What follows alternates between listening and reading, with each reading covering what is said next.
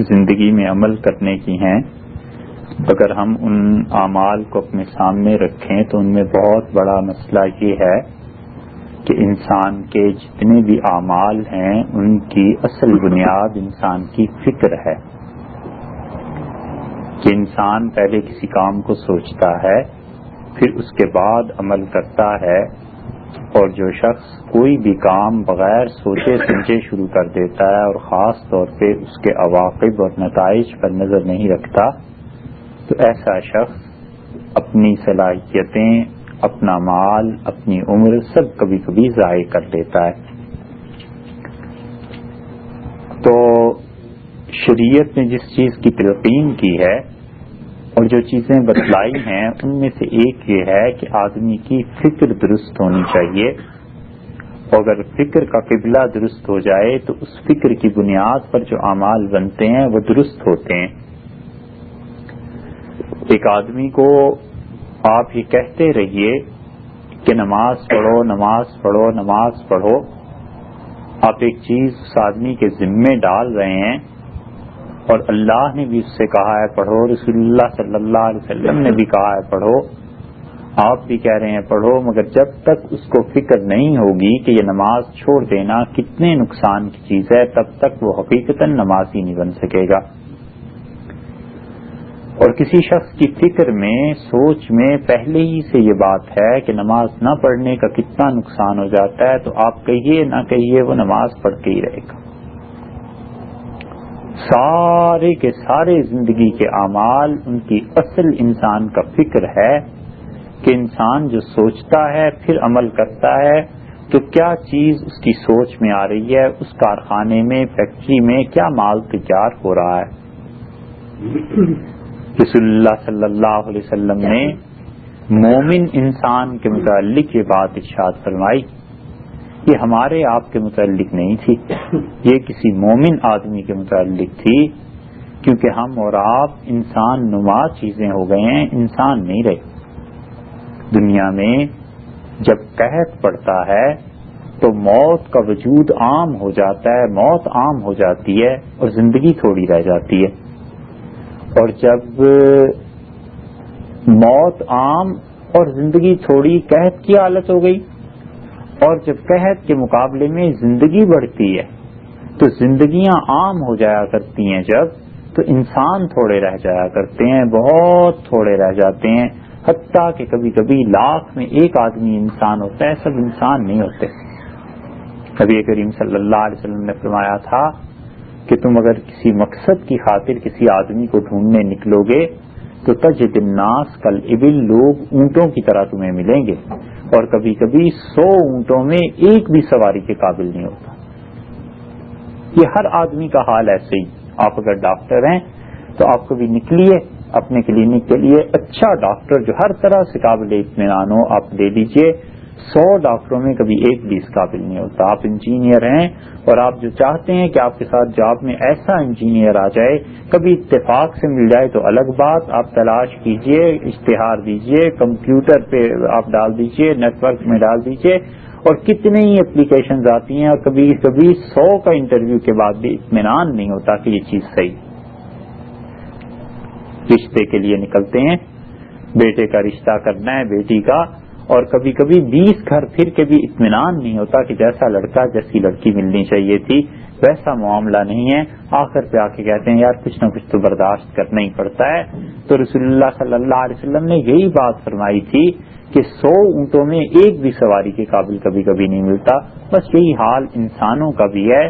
تو جو مومن انسان تھے پچھلے زمانوں میں اور جو صحیح معنی میں انسان ہوتے ہیں، ان کی فکر کے متعلق رسول اللہ صلی اللہ علیہ وسلم نے فرمایا کہ دیکھو الاسم ما حاق فی صدرک، گناہ وہ ہے جو تمہارے سینے میں کھٹکتا ہے، ولو افتاق الناس، اگرچہ مفتی اس کے جواز کا فتویٰ دیں، والبر ما یطمئن صدرک، اور نیکی وہ ہے جس سے تیرے سینے کو اطمینان ہو جائے، اگرچہ لوگ اس کے گناہ کا فتویٰ دیا کریں مگر تمہیں اطمینان ہے۔ تو یہ اطمینان دل کا میرا آپ کا مطلوب نہیں، کسی مومن انسان کا اطمینان مطلوب ہے۔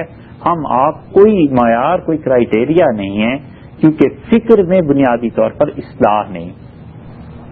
شریعت نے سب چیزوں سے پہلے یہ بتلایا کہ فکر درست ہو جائے اور فکر کی اعمال پر بنیاد بنیں گے، فکر کی بنیاد پر اعمال بنیں گے، اور فکر اگر غلط ہے، سوچ اگر ٹیڑھی ہے، تو اس کے اوپر جتنی دیوار بنے گی ٹیڑھی بنے گی۔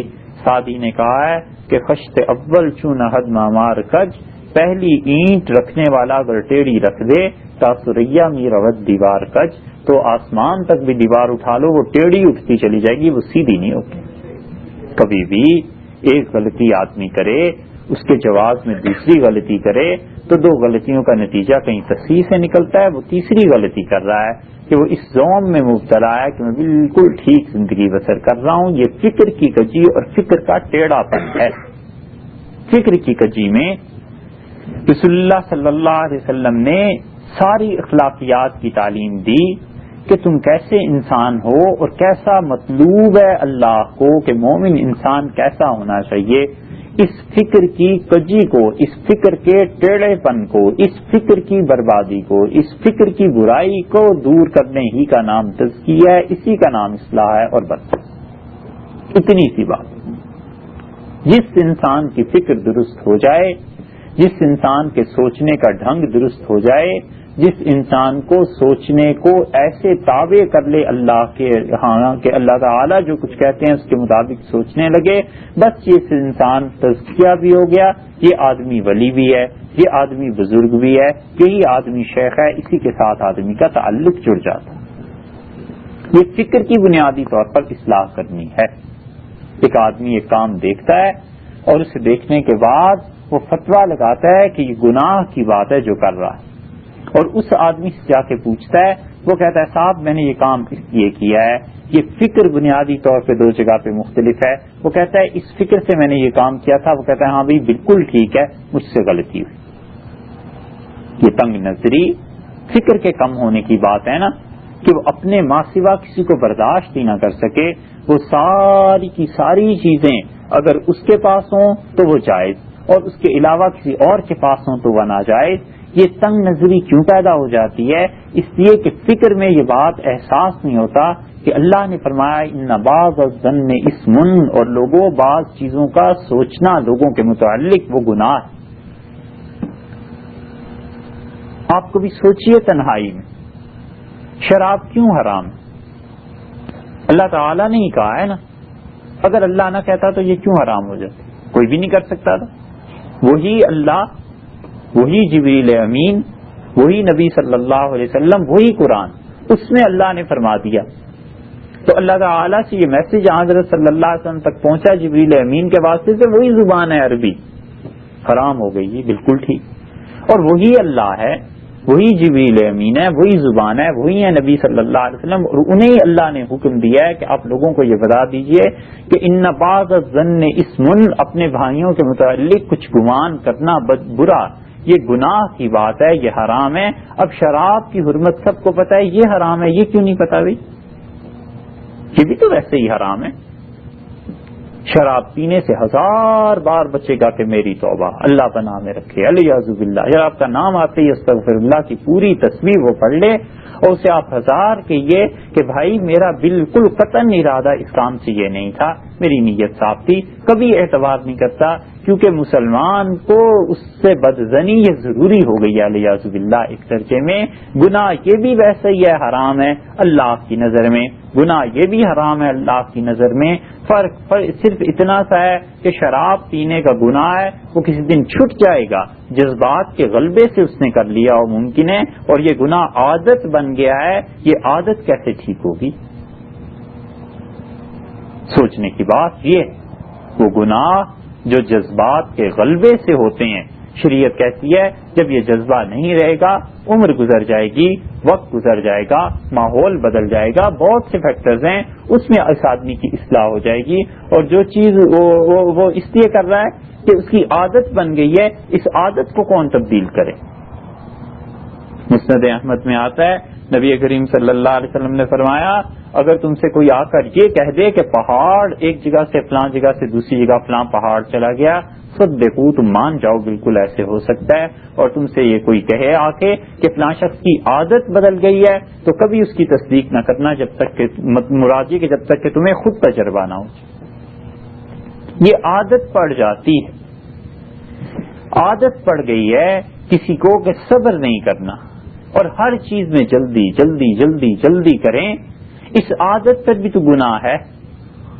اس عادت کی وجہ سے اگر کوئی انسان نقصان کر دے گا تو اس کا بھی تو گناہ ہے. اور یہ عادت بدلنا، یہ کیسے تبدیل ہوگی؟ یہ بڑی مشکل کام ہے. بس جب یہ تبدیل ہونے کی فکر آدمی میں آ جائے کہ میری عادت غلط ہو گئی ہے اور مجھے اسے تبدیل کرنا ہے، اس فکر کو صحیح کرنا یہ اصلاح کا کام ہے. اس فکر کو صحیح کر لینا یہ وہ چیز ہے جس کی صوفیہ پرچار کرتے تھے، جسے تزکیہ کہتے تھے. اور وہ اللہ کے بندے ایسے تھے کہ جس معاشرے اور ماحول میں وہ رہے، وہ لوگوں کو یہی بتاتے رہے کہ تم اصل میں انسان اس وقت بنو گے جب اخلاقیات تمہارے اندر آ جائیں گی. اور اخلاقیات بھی وہ مطلوب ہیں جو شریعت نے دی ہیں. اگر تم میں اخلاقیات نہیں ہیں، صرف ظاہری رکھ رکھاؤ ہے، تو یہ ڈھانچہ ہے انسانوں جیسا، اور ظاہری رکھ رکھاؤ بھی نہ رہا تو پھر اس سے بھی بدتر چیز ہوگی. وہ یہی کہتے رہے. ان کا مقصد یہی تھا کہ انسان کے اندر باطن کے جو اعمال ہیں وہ کسی طریقے سے درست ہو جائیں اور کسی طریقے سے ان پہ قابو پا لیا جائے. بات آپ سے عرض کریں، آپ اس کو پازیٹو سینس میں لیں اور سوچئے اس بات. یہ ہنسی مذاق کی بات نہیں ہے، نہ ایسے ہی سن کے گزر جانے کی بات ہے. ایک آدمی آیا اور اس نے سے بایزید بستامی رحمۃ اللہ علیہ سے عرض کیا. مثال اس لیے دے رہے ہیں کہ جو بات آپ سے عرض کی اس کی وضاحت ہو جائے. تو بایزید بستامی رحمۃ اللہ علیہ کے پاس وہ روتا رہا. انہوں نے پوچھا کیا ہو گیا؟ تو اس سے کہا حضرت بڑی بری حرکت ہو گئی. تو بایزید بستامی رحمۃ اللہ علیہ نے فرمایا ہوا کیا ہے، کچھ تو بول. تو اس نے بتایا کہ کسی خاتون کے ساتھ کوئی بات ایسی ہو گئی. تو بایزید بستامی رحمۃ اللہ علیہ نے سانس لیا اور کہنے لگے کہ میں تو اتنا پریشان ہو گیا، میں سمجھا تو غیبت کر کے آ رہا ہے. وجہ کیا ہے؟ اس لیے کہ رسول اللہ صلی اللہ علیہ وسلم نے خود فرمایا کہ الغیبت اشد من الزنا، غیبت تو زنا سے بھی بدتر چیز ہے. وجہ اس کی یہ ہے کہ یہ گناہ زنا کا علیاذ باللہ وقتی ایک چیز ہو سکتی ہے، سوائے اس کے کہ کسی کی عادت ہی بگڑ جائے، اللہ اپنی پناہ میں رکھے. مگر یہ ایک جذبات کا غلبہ ہے، کچھ وقت ایسا ہے، ماحول ایسا ہے. وہ وقت جوانی کا، وہ جذبات کا گزر گیا، ماحول تبدیل ہو گیا، اس کی کہیں اصلاح ہو جائے گی. اور غیبت کی اگر عادت پڑ گئی ہے تو پھر تو قبر میں ہی جا کے ہو سکتا ہے کہ وہاں دیواریں ہی ہیں جو اس کی بات نہ سنیں، باقی زندگی جیتے جی وہ کبھی نہیں اس عادت کو چھوڑتا. حالانکہ یہ بھی حرام ہے، وہ بھی حرام ہے. کیوں ایک حرام کو اتنی ترجیح دیتا ہے؟ اس لیے کہ ظاہر میں نظر آتا ہے. اور دوسرا حرام نہیں ہے، غیبت حرام نہیں ہے، وہ بھی حرام ہے. یہاں تک کہ غیبت کی تو ایک قسم کفر کی بھی ہے. کوئی شخص کسی کی غیبت کرے اور اسے پتا ہو کہ اللہ نے منع کیا ہے اور پھر کہے کہ نہیں میں تو کر کے ہی رہوں گا اور یہ منع نہیں ہے، تو اس کا یہ کہنا کہ منع نہیں ہے یہ کفر ہے. یہ ایسی ہے جیسے کوئی شراب پیے اور کہے کہ نہیں میں تو پیوں گا، اللہ نے منع ہی نہیں کیا، حرام ہی نہیں کی. تو رائٹ اینڈ رانگ کا جو کانسیپٹ ہے وہ اسی ہی چینج کرنے پہ تلا ہوا ہے، اس کا اسلام کے ساتھ کیا تعلق. یہ صوفیات، یہ اللہ کے بندے کام کرتے تھے یہی کہ بیٹھ کے انسان بناتے رہیں. نبی کریم صلی اللہ علیہ وسلم کا سب سے بڑا کارنامہ کوئی پوچھے، اور بہت سی چیزیں ان کی حیات طیبہ میں ایک ریل بڑا سٹیپ تھا ان کا، بہت بڑی چیزیں تھیں. مگر سب سے زیادہ خوبی کی چیز یہ کہ حضرت صلی اللہ علیہ وسلم نے اتنے انسان پیدا کر دیے، اتنے انسان بنا دیے، اتنے انسان دنیا کو دے دیے کہ قیامت تک کے لیے ان کا اسوہ حسنہ کافی ہو گیا، ان لوگوں کی سیرتیں کافی ہو. ان کو ہر وقت یہ احساس رہتا تھا کہ کہیں ہمارا نفس اللہ کے درمیان آنا چاہیے. بندے کے درمیان اور اللہ کے درمیان سب سے بڑی آڑ اور سب سے بڑا نفس خود انسان کا اپنا ہی، سب سے بڑا حجاب خود انسان کا اپنا ہی نفس ہے. جس دن اپنا نفس ٹوٹ جاتا ہے، پہلا پاؤں اس کے سر پہ اور دوسرا اللہ میاں کے گھر کے بھی اندر پہنچ جائے، آنگن میں رکھتے جا کے قدم. یہ نفس ہے انسان کا اللہ کے اور بندے کے درمیان سب سے بڑا حجاب بن جاتا ہے. حضرت عثمان رضی اللہ عنہ کو لوگوں نے دیکھا اور وہ کھجور کی گٹھلیوں سے بھری ہوئی بوری اپنے سر پہ رکھ کے جا رہے تھے اور بھرے بازار سے گزرے، لوگ دوڑے کہ امیر المومنین ہم اٹھا لیتے ہیں. فرمایا کوئی ضرورت نہیں ہے، میں خود ہی جاؤں گا. اور لے گئے اور جا کر ایک جگہ رکھ دی. کسی نے کہا حضرت یہ ہوا کیا آخر آپ کو، یہ کیوں کھجور کی گٹھلیاں اور یہ بوری اٹھا رہے ہیں؟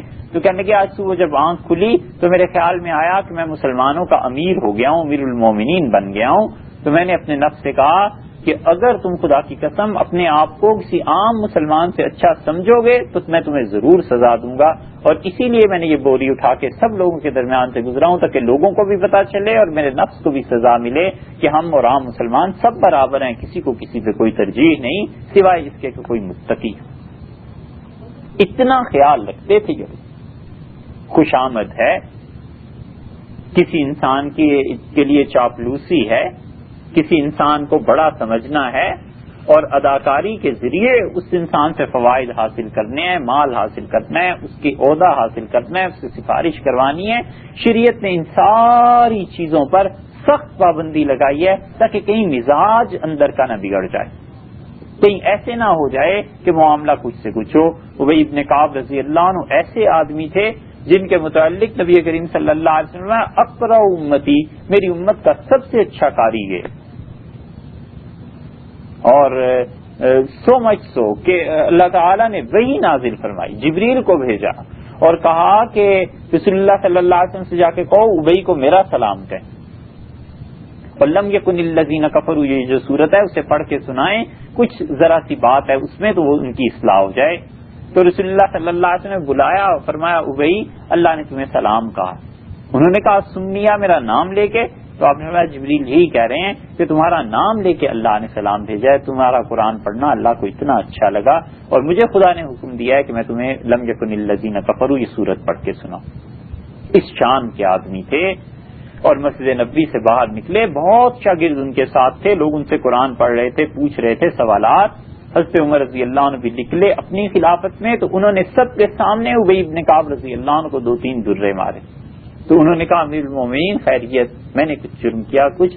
کہنے لگے ابی آدمی کا دماغ خراب کرنے کے لیے یہ جوتوں کی چاپ کافی ہوا کرتی ہے.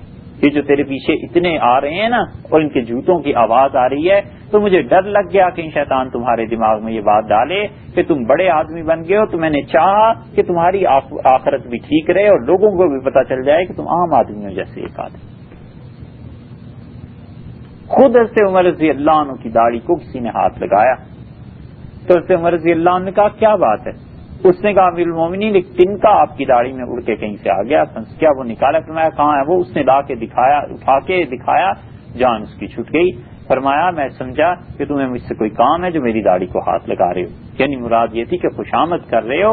اتنا اپنے آپ کو یہ لوگ بچا کر رکھتے تھے اس لیے کہ انہیں پتا تھا کہ اگر فکر ٹیڑھی ہو گئی تو اس پہ بننے والے اعمال سارے ٹیڑھے ہو جائیں گے.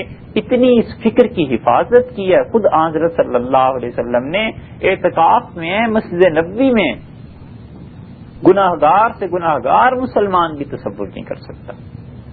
رسول اللہ صلی اللہ علیہ وسلم چھوڑنے آئے، اپنی ایک اہلیہ کو ملنے آئی تھیں مسجد نبوی میں، کچھ خرچ کی بات انہوں نے کرنی تھی.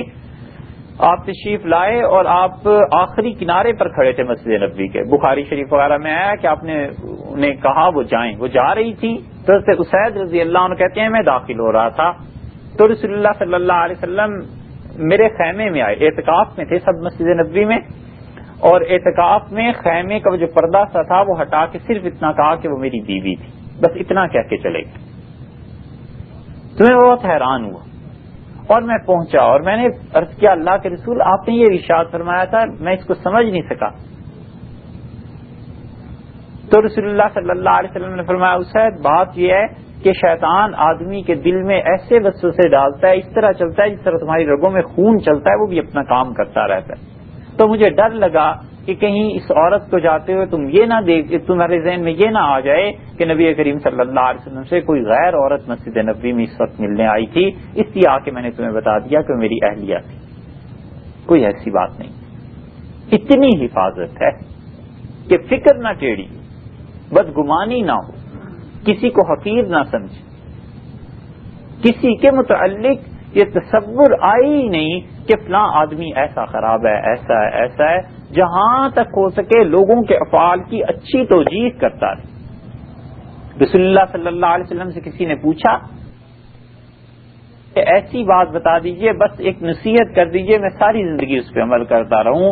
ایک ہی ایسی حدیث ہے، 20 ہیں، ہم ایک جملہ اس کا آپ سے عرض کر رہے ہیں، ایک ہی ایسا جملہ ہے، کوئی شخص اس پر عمل کرنا چاہے اور زندگی کے آخری دن تک بھی اسے نبھا لے، ہم سمجھتے ہیں بہت بڑا کام ہے، مومن گیا دنیا سے۔ رسول اللہ صلی اللہ علیہ وسلم نے فرمایا تم ایک بات کا کہتے ہو، میں تمہیں صرف ایک بات کہوں، اور وہ یہ کہ کبھی ایسا کام نہ کرنا جس کا انجام دنیا یا آخرت میں شرمندگی کی صورت میں ظاہر ہو اور تمہیں کسی سے معذرت کرنی پڑے، کبھی ایسی کام نہ کرو۔ اب بتائیے کوئی فعل ایسا ہے جو رہ گیا؟ آپ نے فرمایا نہ دنیا میں کسی سے معذرت کرنی پڑے، نہ آخرت میں معذرت کرنی پڑے، انجام اس کا شرمندگی میں نہ ہو۔ غلطی کرتا ہے پھر معذرت کرتا ہے نا، غلطی کرتا ہے پھر استغفار کرتا ہے نا اللہ سے، معذرت تو کہیں نہ کہیں کرتا ہی ہے کہ اللہ یہ کام ہو گیا، معافی چاہتا ہوں آپ سے۔ اپنے بھائی کے متعلق ہوش آتی ہے پھر کہتا ہے فلاں وقت میں آپ کی غیبت ہو گئی تھی، غیبت کو تو خیر کون کہتا ہے، کہتا ہے جی فلاں وقت میں ظلم ہو گیا تھا، معافی چاہتا ہوں، اب ہوش آئی، اب خیال آیا۔ رسول اللہ صلی اللہ علیہ وسلم کبھی ایسا کام نہ کرو جس کے نتیجے میں شرمندگی کی وجہ سے دنیا یا آخرت کہیں تمہیں معافی مانگنی پڑ جائے، اپنی زندگی کو ایسے بنا لو۔ یہ فکر کی اصلاح تھی کہ نبی کریم صلی اللہ علیہ وسلم لوگوں کو یہ سکھاتے رہے مستقلاً۔ صحابہ رضی اللہ عنہ کا یہ معمول تھا کہ اپنے نفس کا محاسبہ جاری رہے اور اپنے متعلق مومن کی ہر شان اس کے متعلق اپنے متعلق یہ رہے کہ میں اچھا آدمی نہیں ہوں، اور ہر مومن کے متعلق رہے کہ یہ مجھ سے اچھا آدمی، بہت بہتر، بہت ہی اچھا۔ دیکھو بھائی، لاکھ میں ایک چانس تو علیہ باللہ ایسا ہے کہ کوئی ہماری موت کفر پہ ہو جائے، اللہ محفوظ رکھے، اللہ تعالیٰ اپنی پناہ میں رکھے، اور لاکھ میں ایک چانس تو کافر کا بھی ہے کہ وہ اسلام لے کے چلا جائے اللہ کے یہاں۔ تو جب تک خاتمہ نہ ہو جائے کون کہہ سکتا ہے کہ میں اس سے بہتر ہوں اور وہ مجھ سے بہتر ہے؟ موت فیصلہ کرتی ہے کہ کون انسان اچھا تھا، کون دنیا سے کیا چیز دے کے گیا۔ رسول اللہ صلی اللہ علیہ وسلم نے فرمایا ہمیشہ اپنے مومن بھائیوں کے افعال کا صحیح محمل تلاش کرتے رہو، لوگوں سے بدگمانی نہ کرو۔ کسی آدمی کو آپ دیکھتے ہیں کہ بظاہر اس نے گناہ کا کام کیا ہے، کوئی ضرورت نہیں خام خواہ میں اس کی تشہیر کی، اس میں دخل دینے کی، اگر کبھی گواہی کی ضرورت پیش آ جاتی ہے شہادت کی تو بڑے محتاط لفظوں میں گواہی دے، اس سے زیادہ نہ بڑھے۔ حضرت قدامہ رضی اللہ عنہ نے شراب پی، اور قدامہ رضی اللہ عنہ بدری صحابہ میں سے تھے، کوئی معمولی درجے کے آدمی تھے، اللہ نے مغفرت ان کی کی، اور قدامہ رضی اللہ عنہ حاکم تھے۔ تو حضرت عمر رضی اللہ عنہ تک جب اطلاع پہنچی، اور حضرت عمر رضی اللہ عنہ کے بہنوئی تھے قدامہ، دونوں کی بہنیں ایک دوسرے کے گھر تھیں، تو حضرت عمر رضی اللہ عنہ نے بلا بھیجا، اور حضرت عمر رضی اللہ عنہ نے کہا تم نے شراب پی تھی؟ انہوں نے کہا امیر المومنین میں نے پی تھی۔ تو فرمایا کیوں پی تھی؟ انہوں نے کہا قرآن میں آیا نہیں، اللہ نے فرمایا ہے کہ وہ لوگ جو شراب جنہوں نے پی اور ایمان لائے اور نیک عمل کیے ان کو کوئی گناہ نہیں، میں نے تو اس لیے پی تھی۔ حضرت عمر رضی اللہ عنہ نے کہا ابو ہریرہ تم نے دیکھا تھا اسے شراب پیتے ہوئے؟ ایسے ابو ہریرہ رضی اللہ عنہ کا امیر المومنین میں نے نہیں دیکھا، ہاں البتہ جو قے انہوں نے کی تھی اس میں شراب تھی، اتنی گواہی دیتا ہوں میں نے دیکھا نہیں۔ آپ نے دیکھا کتنی احتیاط، بالکل بال برابر نہیں بڑھے وہ۔ حضرت عمر رضی اللہ عنہ نے کہا اللہ کی قسم جب تک کوئی پیے گا نہیں وہ کیسے کر دے گا؟ حضرت نعمان رضی اللہ عنہ کو بلایا، فرمایا قدامہ نے شراب پی تھی؟ ان کا جی امیر المومنین پی تھی، اور انہوں نے قرآن کی آیت سے دلیل دی ہے۔ حضرت عمر رضی اللہ عنہ کا قدامہ اخطأت فی تعویلہ، تجھ سے اس آیت کے سمجھنے میں غلطی ہوئی ہے، اور اگر تو متقی ہوتا، اللہ نے فرمایا وہ لوگ جو متقی ہیں، اس آیت میں فرمایا اگر تو تقوی والا ہوتا تو سرے سے شراب ہی نہ پیتا، اور پھر فرمایا یہ تو آیت نازل ہوئی تھی بھئی وہ ان لوگوں کے بارے میں جب شراب حرام نہیں تھی تو ایک غزوہ ہو گیا تھا، اس جہاد میں بعض صحابہ رضی اللہ عنہ شہید ہو گئے، تو ہم نے کہا کہ وہ اس حالت میں شہادت ہو گئی کہ شراب ان کے پیٹ میں تھی، تو اللہ نے نازل کر دیا کہ ان پر کوئی گناہ نہیں ہے، ایمان لائے ہیں، نیک عمل کیا، ہم نے جب حرام ہی نہیں کیا ابھی تک اس چیز کو تو ان پہ کیسے حکم لاگو ہو جائے گا؟ حضرت عمر رضی اللہ عنہ نے کہا تمہیں درے لگیں گے، اور انہوں نے حد جاری کی اور فرمایا اس سے درے لگاؤ، قدامہ رضی اللہ عنہ کے متعلق یہ بات جب ہوئی ہے تو قدامہ رضی اللہ عنہ کو درے لگانے سے پہلے انہوں نے دیکھا تو ان کا امیر المومنین بیمار ہیں، وہ 2 ہفتے 3 ہفتے گزر گئے. حضرت عمر رضی اللہ عنہ کا اب تو لوگوں نے کہا وہ بیمار ہیں. تو حضرت عمر رضی اللہ عنہ نے ایک دن لوگوں کو جمع کیا اور انہوں نے کہا دیکھو 2 صورتیں ہیں، قدامہ کو تم حد جاری کرو اور یہ میرے بہنوئی ہیں ان کا انتقال ہو جائے، اللہ کے پاس پہنچ جائیں، اس بیماری میں چلے جائیں، یا تو یہ ہے، اور یا یہ کہ تم حد جاری نہ کرو اور عمر کا انتقال ہو جائے، میں دنیا سے چلا جاؤں. تو اللہ کی قسم میں پہلی صورت زیادہ بہتر سمجھتا ہوں بجائے اس کے کہ میرے ذمے کوئی حد ہو اور اللہ مجھ سے پوچھ لے. بہتر ہے کہ قدامہ پہ حد جاری کی جائے اور اللہ کے ہاں صفائی ہو جائے. اور قدامہ رضی اللہ عنہ پہ حد جاری کر دی گئی، انہوں نے بولنا چھوڑ دیا اور کئی برس تک بالکل حضرت عمر رضی اللہ عنہ سے وہ نہیں بات کرتے تھے اور نہ حضرت عمر رضی اللہ عنہ نے کوئی پرواہ کی. یہ فعل ہے ایک، اس کے پاس دلیل ہے، سب کچھ ہے، لیکن کسی نے یہ نہیں کہا کہ اس یہ ہو گیا تھا وہ ہو گیا تھا، کوئی غلط بات، بس صاف صاف انہوں نے بات کر دی. حضرت عمر رضی اللہ عنہ نے حد جاری کر دی. یہ اللہ کے اتنے اچھے بندے تھے کہ جن لوگوں کی نیتیں صاف رہتی ہیں، کسی کے متعلق بدگمانی نہیں ہوتی، خدا ان کے کام ادھورے نہیں چھوڑتا. آخری حج سے جب واپس آئے ہیں حضرت عمر رضی اللہ عنہ، جس کے 20 دن بعد ان کی شہادت ہو گئی، انہوں نے کہا کہ بھئی سوئے ہوئے تھے، اٹھ کے بیٹھ کے اور فرمایا قدامہ کو بلاؤ. لوگ گئے قدامہ رضی اللہ عنہ کے پاس تو قدامہ رضی اللہ عنہ نے کہا امیر المومنین کو آج میری یاد آئی اتنے سالوں بعد، میں تو نہیں جاتا. تو حضرت عمر رضی اللہ عنہ نے فوج کو کہا پکڑ کے لے آؤ، سپاہیوں کو کہا، تو وہ پکڑ کے جبرن لے آئے. تو حضرت عمر رضی اللہ عنہ نے ہاتھ بڑھا دیے، کہنے لگے صالح صلح کر لے میرے ساتھ، مجھے اللہ تعالیٰ نے خواب میں کہا ہے کہ قدامہ کو راضی کر، تو میں اس لیے تمہیں راضی رکھنا چاہتا ہوں، تو میرے ساتھ صلح کر لے. قدامہ رضی اللہ عنہ رو پڑے، صلح ہو گئی، سب کچھ ہو گیا. یہ اللہ کے ایسے اچھے بندے تھے کہ حضرت عمر رضی اللہ عنہ نے کوئی الزام نہیں ہے، کچھ نہیں. حضرت ابو ہریرہ رضی اللہ عنہ نے کہا میں نے امیر المومنین اس کی قید دیکھی تھی، اس میں شراب تھی، میں نے پیتے ہوئے نہیں دیکھا. یہ احتیاط ہے گواہی. ہم بنیادی طور پہ بات عرض کر رہے تھے کہ مومن انسان اس کے افعال، اس کے اعمال، اس کی اچھی سے اچھی توجیح کی جائے. آخر کیوں ضروری ہے کہ اس کے متعلق سوچا جائے کہ یہ گناہ گار ہے، برا کام کرتا ہے، اس معاشرے میں رہتا ہے، ضرور ایسے ہوگا، ضرور ایسے ہوا ہوگا، اور اگر کچھ بھی نہ ہوا تو اللہ کے یہاں اپنی پکڑ جو ہوگی اس کا کون جواب دے گا؟ اللہ تعالیٰ تو پوچھیں گے کہ میں نے کہا تھا ان بعض الظن اسم، اور لوگوں بہت سے گمان گناہ ہوا کرتے ہیں، مت کرو ایسے. اتنا پاک ہو جائے، یہ حسد نہ رہے اس شخص میں، یہ غیبت نہ رہے، کینہ نہ رہے، بغض نہ رہے، چغلی نہ رہے، لوگوں کو اپنے سے کم درجے کا سمجھنا نہ رہے. بدترین نظر ہے. اتنے لوگ ہم سے پوچھتے ہیں، اتنے لوگ کہ جی محرم اور غیر محرم کا مسئلہ، عورتیں کہتی ہیں کسی مرد پہ نظر نہ پڑ جائے، مرد کہتے ہیں کسی غیر محرم پہ نظر پڑ گئی، بڑا گناہ ہو گیا. اس سے بدتر نظر کو کوئی نہیں پوچھتا، اور وہ یہ ہے کہ کسی مسلمان کو اپنے سے حقیر سمجھنا، حتیٰ کہ کسی کافر کو اپنے سے حقیر سمجھنا، یہ اس سے بری نگاہ ہے. اور اس سے بدتر نگاہ، جس سے زیادہ برائی کی نگاہ ہو نہیں سکتی، ہمارے علم میں نہیں ہے، وہ یہ ہے کہ اپنے آپ کو اچھا سمجھنے لگے، کسی دن اپنے آپ پر نگاہ اچھائی کی کرے کہ میں ایسا اور میں ایسا. اس سے بدتر نگاہ بھی دنیا میں ہو سکتی. الیاذ باللہ. کیا اچھے ہیں، کیا خوبی ہے. اللہ نے ایک چیز عارضی طور پر دے دی ہے، بس اسی پہ پھولے نہیں سمارے. حسن ہے، محبت ہے، تعلق ہے، پیسہ ہے، اولاد ہے، سب کی سب چیزیں ایسی ہیں جو اللہ ہی نے دی ہیں، اور اللہ اگر واپس لینا چاہے تو کوئی روک نہیں سکتا. اور ایسی ہی مثال سمجھیے جیسے ہم آپ سے گاڑی لے کے شٹل میں گھومتے رہیں، جو پوچھے کس کی ہے، میں کہوں جناب اپنی ہے، بس آج ہی خریدی، کل ہی خریدی.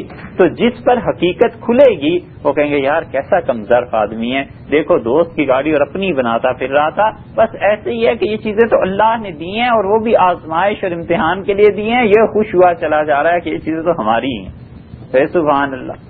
لگ جائے گا پتہ جب یہ چیزیں زائل ہونا شروع ہوں گی. یہ تزکیہ، یہ اصلاح. اسی تزکیے کے لیے، اسی اصلاح کے لیے امت میں جو طریقہ کار رہا، لوگ مشائخ کے ہاں جاتے تھے.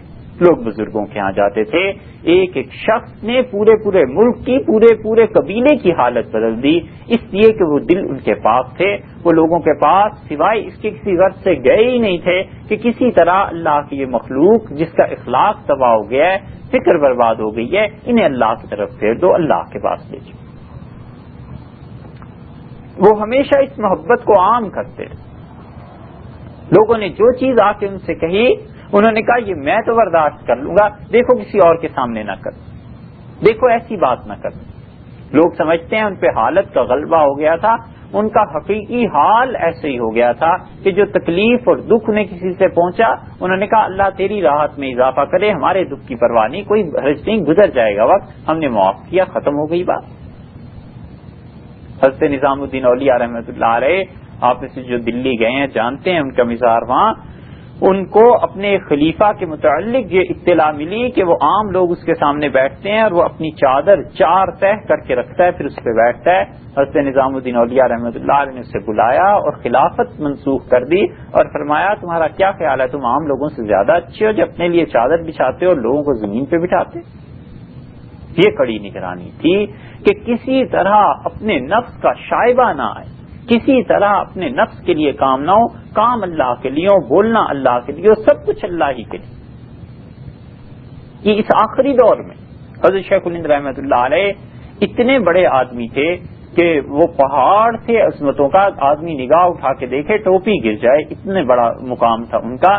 حضرت شیخ الہند رحمۃ اللہ علیہ کے ہاں بہت سی چیزیں ایسی تقریر فرما رہے تھے، اور بعض لوگوں کو حضرت پہ اعتراضات تھے اور بڑی علمی باتیں ہو رہی تھیں۔ اور مولانا تھانوی رحمۃ اللہ نے لکھا ہے کہ ہم بیٹھے ہوئے تھے تو جب تقریر حضرت کی ہو رہی تھی تو ہم حضرت کے شاگرد تھے، ہم بڑے خوش تھے، اور حضرت کے ایک بڑے شدید مخالف داخل ہوئے دروازے سے، تو ہم نے کہا اب پتہ چلے گا، یہ جو حضرت کو کہتے ہیں نا کہ یہ جاہل آدمی ہے اور اسے کچھ آتا نہیں، اب پتہ چلے گا تقریر سن کے انہیں، چلو آج تو موقع ملا، تو ہم بڑے خوش تھے۔ تو جو ہی حضرت کی نگاہ پڑی بس اسی جملے پہ ختم فرما دیا، فرمایا بھائی بس اتنا ہی آپ سے عرض کرنا تھا، اور نیچے اترا۔ ہم نے حضرت سے کہا حضرت یہ کیا غضب کیا، حضرت کیا ہوا؟ ہم نے کہا فلاں آدمی آیا تھا، یہی تو بولنے کا موقع تھا۔ حضرت نے فرمایا نہیں بھائی، یہی موقع چپ ہونے کا۔ میرے جی میں آیا کہ یہ ہماری علم کی بات سنیں گے، تو مجھے پھر شرم آئی کہ پہلے تو اللہ کے لیے بول رہے تھے، اب اپنی بڑائی کے لیے بول رہے ہیں، ہم نے یہ گناہ نہیں کیا۔ ہم اتر گئے، ہم ہٹ گئے۔ یہ ہم نے خود حضرت علی میاں صاحب سے سنا، اللہ برکت دے ان کی عمر میں، مولانا ابوالحسن علی ندوی سے، انہوں نے کہا مولانا حسین احمد صاحب مدنی رحمۃ اللہ علیہ ہمارے یہاں آ کے ٹھہرتے تھے، اور جس سوز اور جس درد سے وہ تہجد پڑھتے تھے، اسی سوز اور درد سے وہ عشاء کے بعد سیاسی جلسے میں بھی تقریر کرتے تھے۔ انہیں جس طرح مسلمان عزیز تھے اسی طرح اپنی نماز عزیز تھی۔ اس کی دلیل حضرت عمر رضی اللہ عنہ نے بلایا ابی بن کعب رضی اللہ عنہ، اور ابی کہتے ہیں مجھ سے رات بھر مشورہ کرتے رہے حکومت کا، فلاں محکمے میں کیا ہے، فلاں جگہ کیا، فلاں جگہ کیا۔ تو جب رات کا آخری حصہ آیا، آپ سمجھیے اس فکرے کو، پھر آپ کو اندازہ ہوگا، میں نے کہا امیر المومنین تہجد پڑھ لیں، تو حضرت عمر رضی اللہ عنہ کا میں تو اب بھی تہجد ہی پڑھ رہا ہوں۔ مراد یہ کہ نیت ٹھیک ہے نا میری، مسلمانوں ہی کا کام ہے، تو وہ تہجد میں بھی ویسے ہی ثواب ہے، اس میں بھی ویسے ہی ثواب ہے۔ یہ تصوف، یہ تزکیہ تھا کہ وہ گھر گھر جا کے لوگوں کو اللہ کی طرف بلاتے رہے محبت کے ساتھ اور اس درد کے ساتھ کہ یہ مخلوق راہ سے ہٹ گئی ہے، انہیں اللہ کے راستے پہ ڈال دو، انہیں اللہ کی طرف لے جاؤ۔ تصوف وجز خدمت خلق نیز، اسی لیے صوفیہ کہتے ہیں کہ تصوف سوائے لوگوں کی مخلوق کی خدمت کے اور کسی چیز کا نام نہیں ہے۔ ساری زندگی لوگوں کی خدمت کرتے رہو بغیر لوگوں سے یہ توقع رکھے کہ یہاں سے کچھ فائدہ ہوگا، فائدہ اللہ کے یہاں ہے، اور یہی انبیاء علیہ السلام کرتے رہے۔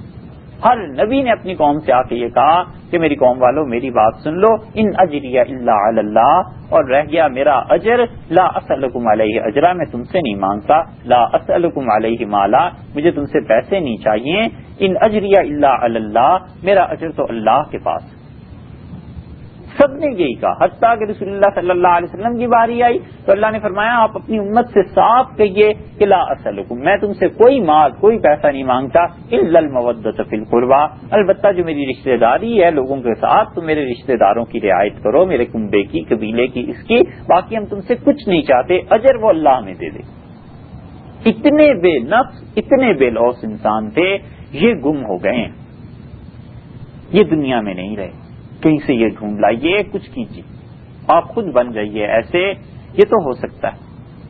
نبوت کے علاوہ کوئی چیز ایسی نہیں ہے جو اللہ نے ختم کر دی ہو۔ اب بھی شیخ معین الدین چشتی رحمۃ اللہ علیہ اور عبدالقادر جیلانی رحمۃ اللہ علیہ کے مقامات کسی شخص کو مل سکتے ہیں، بشرطے کہ اس کی تربیت ہو اور اللہ کی طرف رجوع ہو جائے۔ اب بھی ناممکن تو نہیں، نبوت ایسی چیز ہے جو ختم ہو گئی، باقی تو اللہ نے چیزوں کو ختم نہیں کر دیا۔ حضرت شیخ الہند رحمۃ اللہ علیہ کا لوگوں کے ساتھ تعلق کا حال یہ تھا، خدمت جو ہم نے کہا، چونکہ ان کی بات پہلے تفصیل سے عرض کی، ان کا حال یہ تھا کہ قرآن پاک سے بے پناہ دلچسپی تھی، بے حد دلچسپی تھی، اور کوئی بھی ان کا شاگرد، خود حافظ تھے نہیں تو کوئی بھی شاگرد روزانہ رات کو کھڑا ہو جاتا تھا، 5-10 پارے سنا دیتا تھا، روز رات کا معمول تھا، بس تہجد تک وہ سنتے رہتے تھے۔ تو ایک دن جب مالٹا کی جیل سے واپس آئے تو گھٹنوں میں بہت شدید تکلیف ہو گئی تھی، عمر بھی 70 کے قریب ہو گئی تھی، تو گھٹنوں میں زیادہ تکلیف کی وجہ سے ان کی اہلیہ نے پتا کرایا کہ آج رات کون سنائے گا، تو پتا چلا فلاں لڑکا سنائے گا، تو انہوں نے اس لڑکے کو تنہائی میں بلایا پردے میں اور کہنے لگے خبردار جو آج رات تم نے سنایا، اور کھڑے ہوئے، تمہیں پتا نہیں ہے ان کی طبیعت کیسی خراب ہے، وہ جذبے میں کھڑے ہو جاتے ہیں اللہ کے ساتھ تعلق کی وجہ سے، اور پھر تکلیف انہیں ہوتی ہے شدید، تو اگر تم نے آج سنا تو تمہارا کھانا بند کر دیں گے۔ بڑی بہت بڑی دھمکی ہے، کوئی مدرسے میں پڑھا ہو تو اسے پتا ہوتا ہے کہ یہ دھمکی کیا معنی رکھتی ہے۔ اس نے کہا جی بالکل نہیں سناؤں گا۔ رات جب آئی تو 2 رکعتوں میں سورہ بقرہ پڑھ دی 2.5 پارے، اور جب سلام پھیرا تو حضرت نے فرمایا خیریت تھی، مطلب یہ اتنی چھوٹی چھوٹی رکعتیں کیسے؟ اس نے کہا حضرت آج بخار ہے اور طبیعت خراب ہے اور بس ایسے ہی ہے۔ حضرت نے فرمایا ضرور آپ لیٹ جائیے، اور انہیں بستر وغیرہ ان کے لیے بندوبست ہو گیا، لیٹ کے حضرت نماز پڑھنے لگے۔ وہ صاحب خود لکھتے ہیں کہ کچھ جب سو گیا اور خراٹے اور سب کچھ شروع ہو گیا تو میں نے دیکھا کوئی آدمی میرے پاؤں دبا رہا ہے، تو میں خوش ہوا کہ حضرت نے کسی کو بھیجا ہے دبا رہا ہے۔ جب وہ پاؤں دبا چکا پھر جسم دبانے لگا تو مجھے خیال ہوا کہ یہ گھنٹے بھر سے جو خدمت ہو رہی ہے آخر ہے ایسا میرا دوست کون؟ جب میں نے رضائی منہ سے ہٹائی تو شیخ الہند رحمۃ اللہ علیہ خود دبا رہے تھے، تو میں تو بالکل سناٹے میں اٹھ کے بیٹھ گیا، اور میں نے کہا حضرت یہ کیا؟ تو حضرت نے میرے ہاتھ دبانا شروع کر دیا اور فرمایا آپ ہمیں اتنی راحت پہنچاتے ہیں، اتنے عرصہ قرآن سناتے رہے، ہمیں بڑی خوشی ہوتی ہے اس سے، تو ہمارا اتنا بھی حق نہیں کہ آپ بیمار ہوں ہم آپ کی خدمت کر لیں۔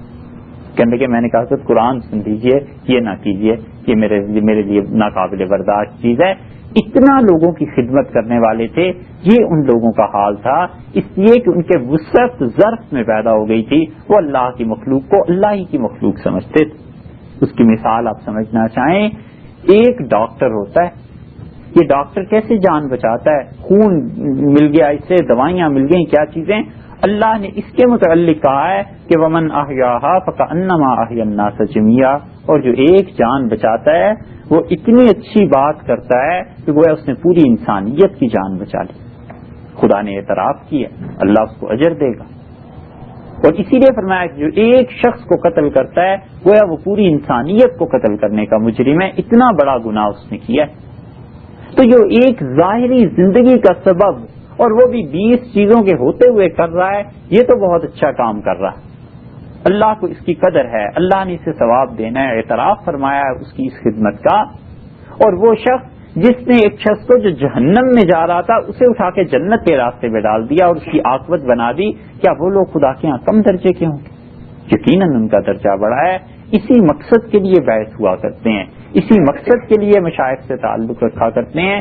یہ قبریں اور چادریں اور نظر و نیاز اور یہ چیزیں یہ بعد کی پیداوار ہیں، ان کا اس اصل تصوف سے تعلق نہیں ہے جو تصوف اسلام نے سکھایا تھا، جو شریعت نے کہا تھا، وہ احسان تھا، تزکیہ تھا، وقت کے ساتھ اس کا نام بدل گیا کہ تصوف آ گیا۔ یہ تصوف کی روح اور حقیقت ہے جس کی طرف شریعت نے توجہ دلائی تھی۔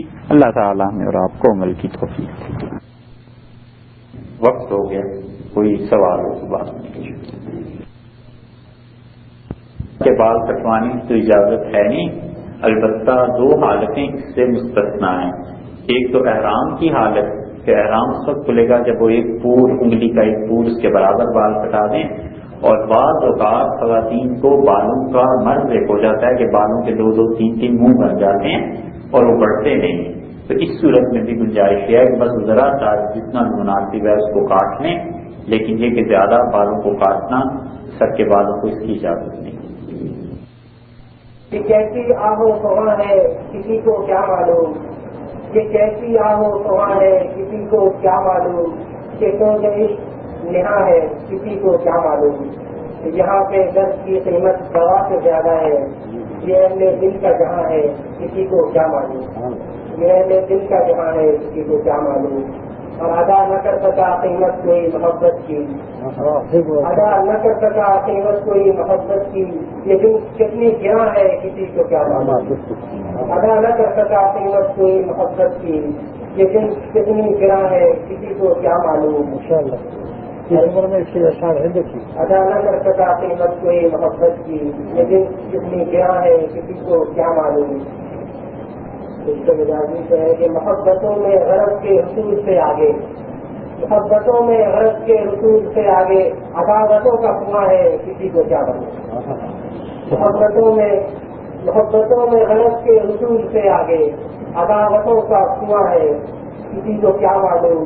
یہ عاشقی جسے کہتے ہیں زندگی کچھ لوگ، یہ عاشقی جسے کہتے ہیں زندگی کچھ لوگ، یہی تو دشمن جہاں ہے کسی کو کیا معلوم۔ یہ عاشقی جسے کہتے ہیں زندگی کچھ لوگ، یہی تو دشمن جہاں ہے کسی کو کیا معلوم، یہی تو دشمن جہاں ہے کسی کو کیا معلوم۔ اور حوث کی دھند میں گم ہے سراغ موسم کے، حوث کی دھند میں گم ہے سراغ موسم کے، بہار ہے کہ سزا ہے کسی کو کیا معلوم۔ حوث کی دھند میں گم ہے سراغ موسم کے، بہار ہے کہ سزا ہے کسی کو کیا معلوم۔ مریض یہاں ہے اثر سبھی لیکن، مریض یہاں ہے اثر سبھی لیکن، علاج اس کا کہاں ہے کسی کو کیا معلوم۔ علاج اس کا کہاں ہے، مریض یہاں ہے اثر سبھی لیکن، علاج اس کا کہاں ہے کسی کو کیا معلوم۔ جہاں بے درد کی قیمت دوا سے زیادہ ہے، یہ اہل دل کا جہاں ہے کسی کو کیا معلوم۔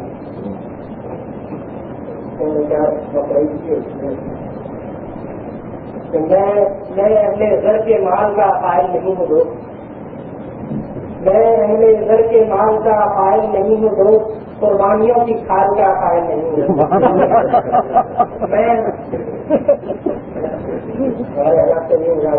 میں اہل زر کے مال کا قائل نہیں ہوں دوست، قربانیوں کی کھال کا قائل نہیں ہوں دوست، اور نچلے ہنوز گال کا قائل نہیں ہوں دوست، نچلے ہنوز گال کا قائل نہیں ہوں دوست، انگریز جیسے بال کا قائل نہیں ہوں، نچلے ہنوز گال کا قائل نہیں ہوں دوست، انگریز جیسے بال کا قائل نہیں ہوں دوست۔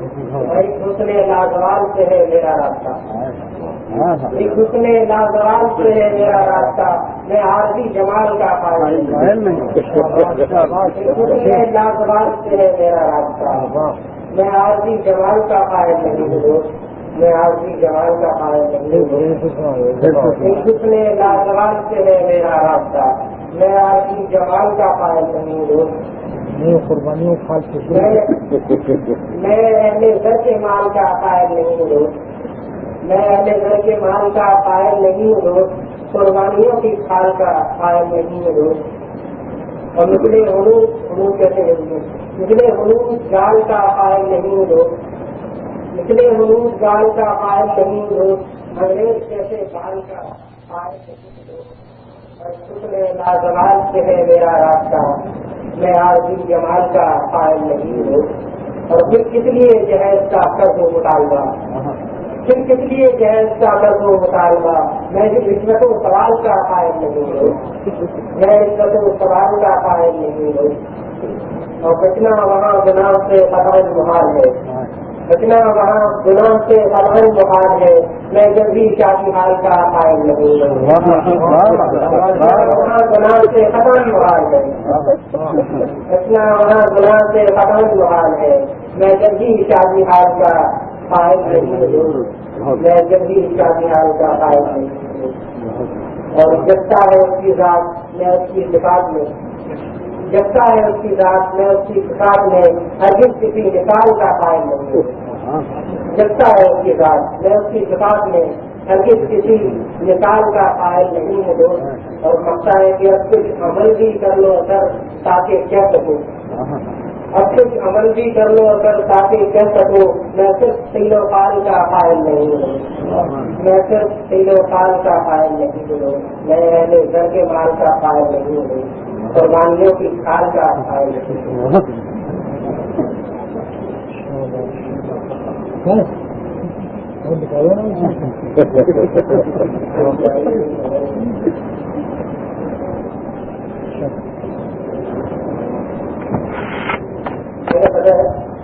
حسن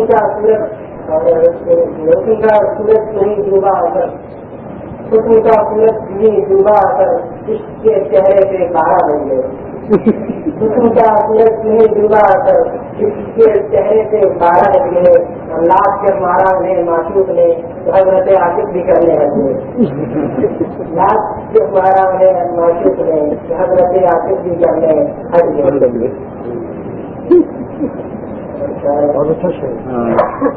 میں دل میں طوفان لیے بیٹھا ہوں، دل میں طوفان لیے بیٹھا ہوں، پھر بھی ہوٹوں کو کیے بیٹھا ہوں، دل میں طوفان لیے بیٹھا ہوں، پھر بھی ہوٹوں کو کیے بیٹھا ہوں، کیف و مستی کا میرے حال نہ پوچھ، کیف و مستی کا میرے حال نہ پوچھ، ان کی نظروں سے کیے بیٹھا ہوں، کیف و مستی کا میرے حال نہ پوچھ، ان کی نظروں سے کیے بیٹھا ہوں، اور دیدے دل سے انہیں دیکھوں گا، دیدے دل سے انہیں دیکھوں گا، بند آنکھوں کو کیے بیٹھا ہوں، دیدے دل سے انہیں دیکھوں گا، بند آنکھوں کو کیے بیٹھا ہوں، اور دل کو غیروں سے بچا کر کے اثر، دل کو غیروں سے بچا کر کے اثر، حالت دل کو دیے بیٹھا ہوں، دل کو غیروں سے بچا کر کے اثر، حالت دل کو دیے بیٹھا ہوں، دل میں طوفان لیے بیٹھا ہوں، پھر بھی ہوٹوں کے کیے بیٹھا ہوں، اور مجھ میں گھر اس کو خود پسندی ہے، مجھ میں گھر اس کو خود پسندی ہے، کون کہتا ہے اپنی بندی